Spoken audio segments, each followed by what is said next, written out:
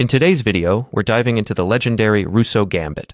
This wild opening begins with black striking immediately with the shocking move pawn to f5.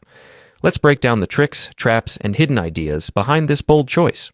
Why is the Rousseau Gambit so effective? At first, I dismissed it as a dubious line no serious player would touch.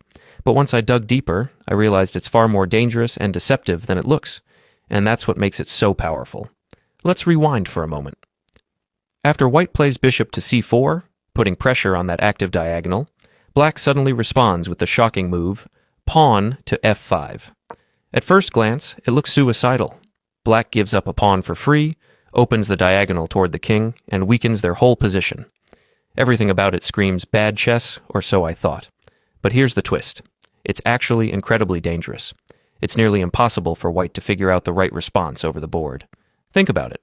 What would you play here as white? Maybe you'd capture the pawn, maybe you'd defend it with d3 or knight to c3, or perhaps you'd even consider trading on g8 to stop black from castling. Sounds logical, right? Well, all of those moves are wrong. The only correct response is a completely different idea, which we'll look at in a moment. And that's the beauty of the Rousseau Gambit. Even the most natural, instinctive moves can be punished instantly. For example, if white plays knight to c3, defending the pawn, black simply strikes back with d5, hitting both the bishop and the knight, and the game collapses for white on the spot. That's how lethal this opening can be if your opponent underestimates it. Now, of course, there's always the small chance that your opponent has studied the Rousseau Gambit before and comes prepared. But for the rest of the chess world, they're going to be in big trouble. One of the most common questions I get is about the move bishop takes g8. At first glance, this looks like a clever idea for white, forcing black to recapture with the rook so that black cannot castle, leaving the king apparently exposed. It seems dangerous for black, right? Well, in reality, bishop takes g8 is a serious mistake. White is trading their most active and powerful piece, the light-squared bishop, for black's completely passive knight on g8.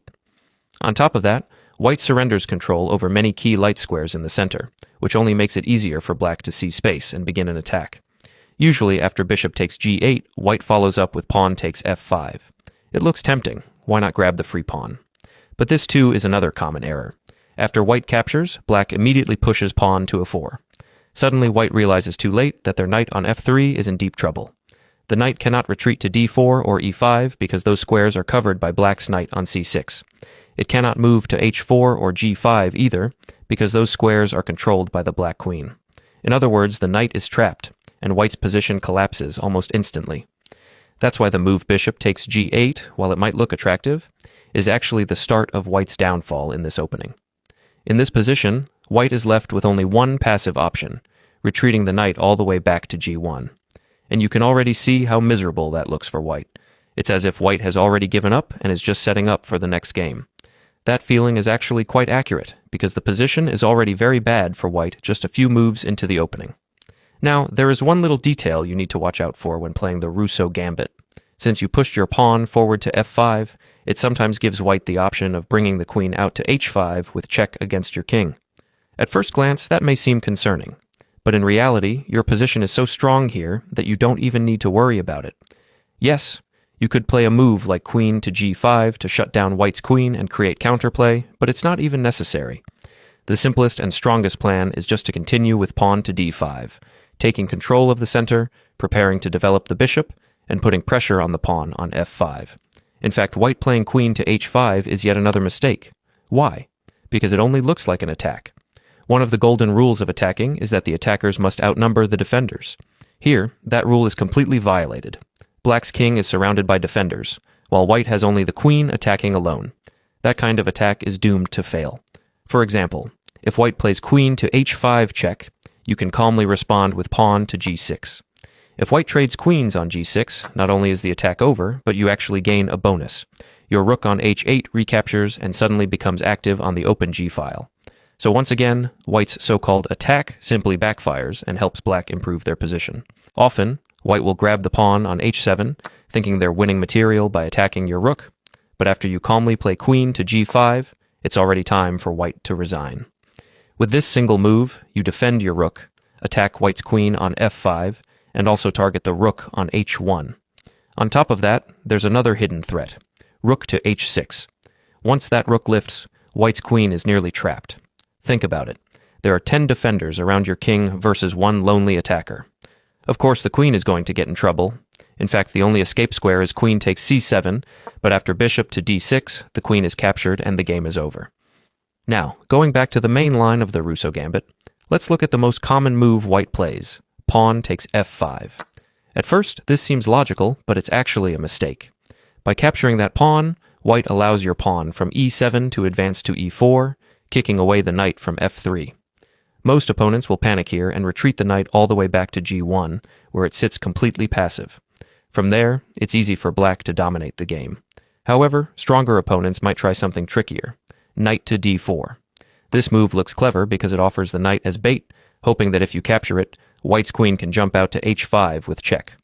Unlike before, this time the queen would be supported by the bishop on c4, and together they could create real mating threats, possibly even a scholar's mate-style finish.